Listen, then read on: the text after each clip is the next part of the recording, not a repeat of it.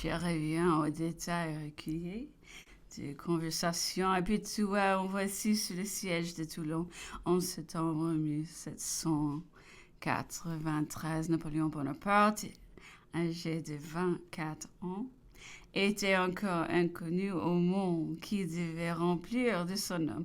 Il était lieutenant-colonel d'artillerie et se trouvait depuis peu de semaines à Paris venant de Corse, où les circonstances politiques l'avaient fait succomber sous la faction de Paoli. Les Anglais venant de se saisir de Toulon. On avait besoin d'un officier d'artillerie distingué pour diriger les opérations de siège. Napoléon y fut envoyé. Là, le prendra l'histoire pour ne plus quitter la commande son immortalité. Je renvoie aux mémoires de la campagne d'Italie. On y lira les plans d'attaque qu'il fit adopter, la manière dont il exécuta. On y verra que c'est lui précisément, et lui seul, qui prit la place. Ce dut être un bien grand triomphe, sans doute, mais peu l'apprécier plus dignement encore. Il faudrait surtout comparer les procès verbaux du plan d'attaque avec le process littéral.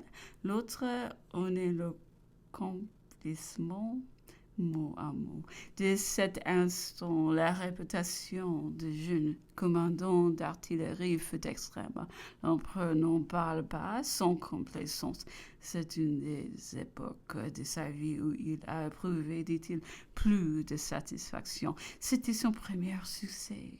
On sait que c'est celui qui imprime les plus doux souvenirs. La relation de la campagne d'Italie peindra suffisamment les trois généraux que se sont succédés durant le siège. Incunable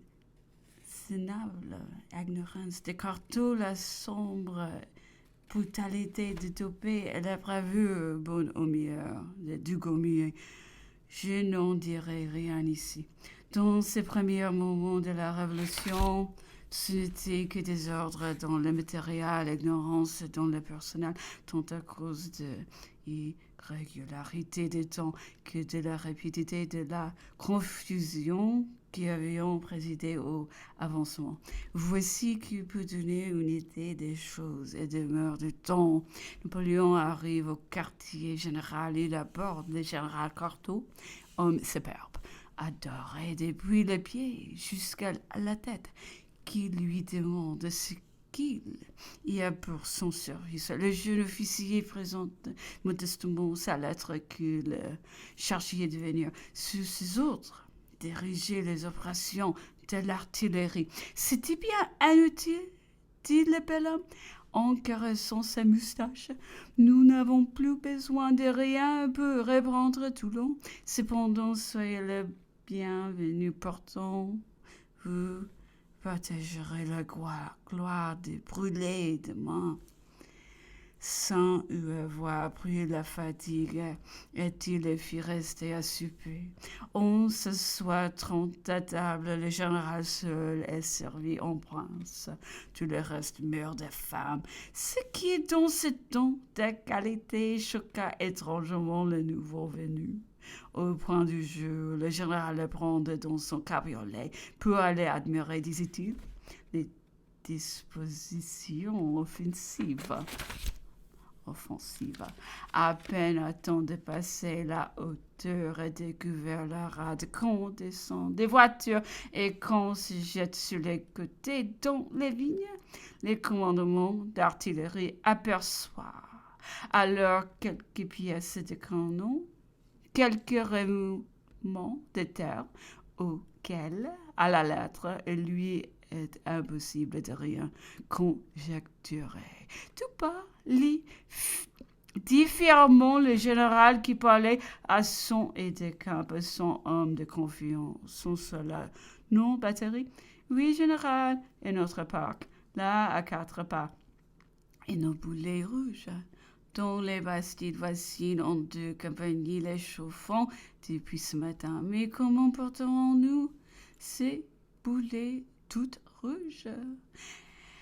D'ici les deux hommes de s'embrasser et de demander à l'officier d'artillerie si par ses principes il ne serait pas quelque remède à cela. Celui qui eût été temps de prendre le tout pour une mystification si les deux interlocuteurs y ont mis moins de naturel car on était au moins à une lieue et demie de l'objet attaqué employa toute la réserve l'aménagement, la gravité possible pour le persuader avant de s'embrasser des boulets rouges d'essayer à froid pour bien s'assurer de le porter. Il eut bien de la peine à y réussir et encore ne fût-ce que pour avoir très heureusement employé l'expression technique de coup d'épreuve qui frappa beaucoup et les ramena à son avis. On tira donc ce coup s'éprouve, mais il n'atteignit pas au tir de la distance. Et le général a dit pas et vous se ferez distance et le général contre les Marseillais et les aristocrates qui auront malicieusement sans doute gâté les poudres.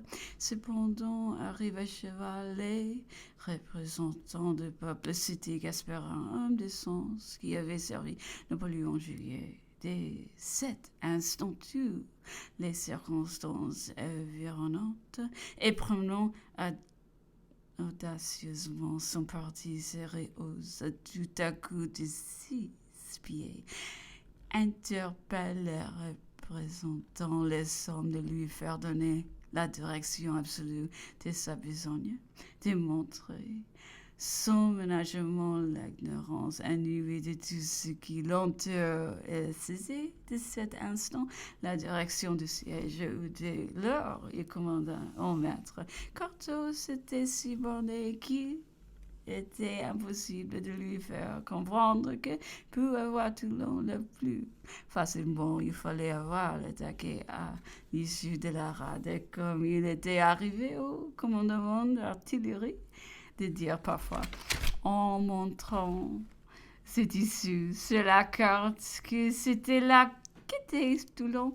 Carto le soupçonnait de n'être pas fort en géographie et quand enfin, malgré sa résistance, l'autorité des représentants eut décidé cette attaque éloignée. Ce général n'était pas sans défiance sur quelques trahisons. Il observait souvent avec inquiétude que Toulon n'était pourtant pas de ce côté. Carto voulut au jeu forcer le commandement de placer une batterie adossée le long d'une maison qui n'admettait aucun recul.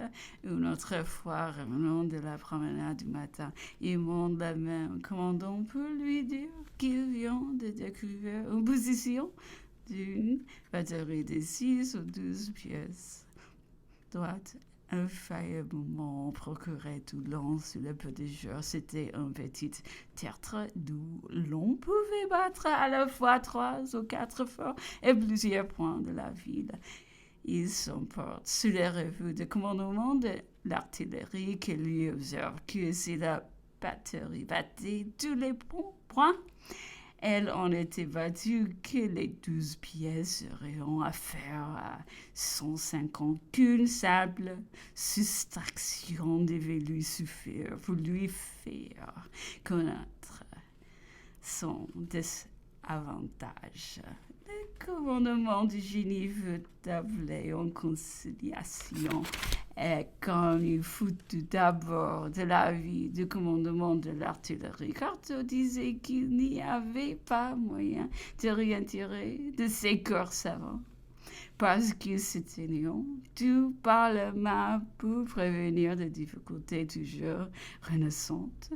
Les représentants décidèrent que Carto ferait connaître en grand son plan d'attaque au commandement d'artillerie qui en exécuterait les détails d'après les règles de son arme. Voici quel fut le plan mémorable de Carto.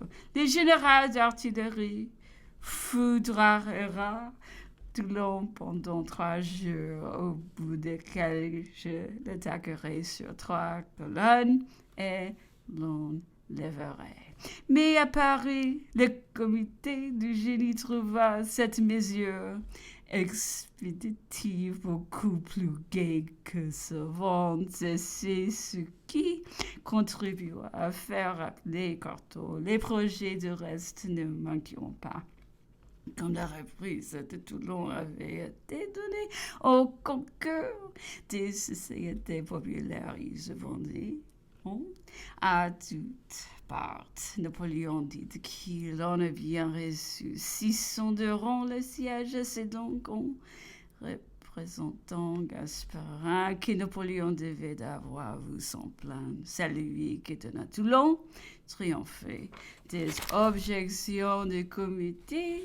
De la convention, il en conservait un souvenir reconnaissant. C'était Gasperin, disait-il, qui avait ouvert sa carrière dans tous les différends que Cortot avait avec le commandant d'artillerie, lesquels se passaient la plupart du temps devant sa femme. Celle-ci prenait toujours le parti de l'officier d'artillerie, disant naïvement à son mari: mais laisse donc faire ce jeune homme, il en sait plus que toi, il ne te demande rien, il ne rend-tu pas compte de la gloire terrestre? Cette femme n'était pas sans beaucoup de bon sens. Retournant à Paris après le rappel de son mari, les Jacobins de Marseille donneront au ménage d'Escrazier une fête superbe. Pendant le repas, comme il était question du commandant d'artillerie qu'on levait, nous ne vous y fiez pas, dit-elle, ce jeune homme a trop d'esprit pour être longtemps ou sans culotte. Surcroît, le général de s'écrier gravement et d'une voix distincte: Femme Cortot, nous sommes donc des bêtes, nous? Non, je ne dis pas cela, mon ami, mais tiens, il n'est pas de ton espèce. Il faut que je te le dise. On jure au quartier général, on vit déboucher par le chemin de Paris une superbe voiture. Elle était suivie d'une 12e, 3e, d'une 10e, 15e. Conjugue dans ces temps de simplicité républicaine, d'autonomie, de la curiosité de chacun. Les grands rois ne pas voyager avec plus de pompe. Tout cela avait été requis dans la capitale. Plusieurs étaient en les voitures de la cour.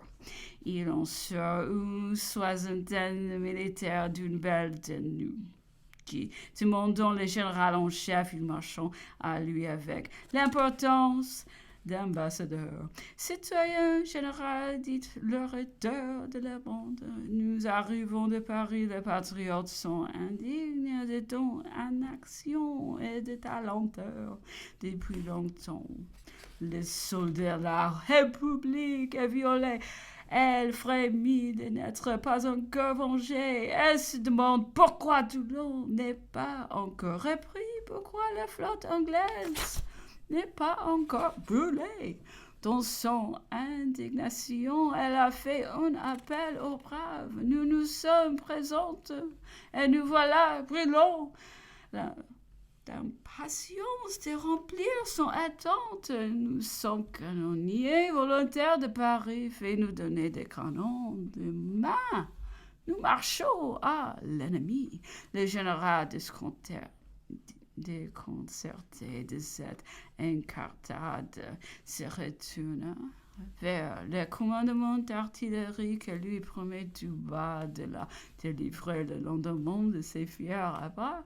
On les comble et, au point du jour, le commandement d'artillerie les conduit sur la plage et met quelques pièces à leur disposition, étonnés de se trouver à découvert depuis les pieds jusqu'à la tête, et demandant s'il n'y aurait pas quelques abris, quelques bouts poliment, on leur répond que c'était bon autrefois, que ce n'est plus la mode, que le patriotisme a rayé tout cela.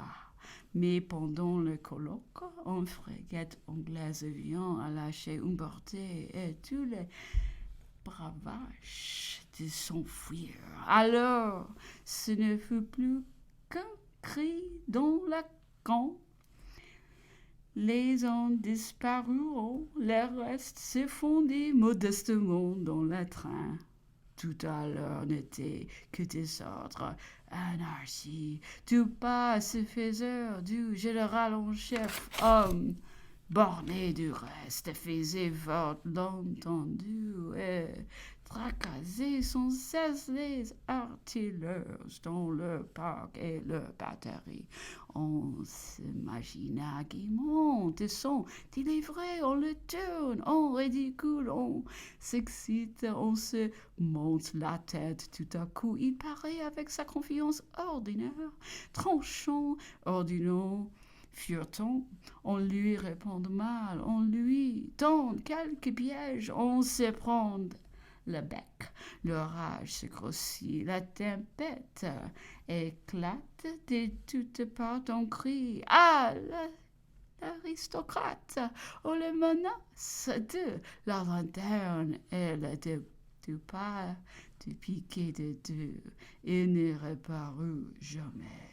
Le commandant d'artillerie était à tout et partout. Son activité, son caractère lui avaient créé une influence positive sur le reste de l'armée. Toutes les fois que l'ennemi tentait quelque sortie ou forçait les assiégeants à quelques mouvements rapides, inopinés, les chefs, les colonnes et des détachements n'avaient qu'une même parole. Curé au commandement de l'artillerie, disait-on, demandez-lui ce qu'il faut faire. Il connaît mieux les localités que personne, et cela s'exécutait sans qu'aucun s'en plaignit. Du reste, il ne s'épargnait point, il eut plusieurs chevaux tués sous lui et reçut d'un Anglais un coup de baïonnette à la cuisse gauche, blessure grave qui le menaça quelques instants de l'amputation.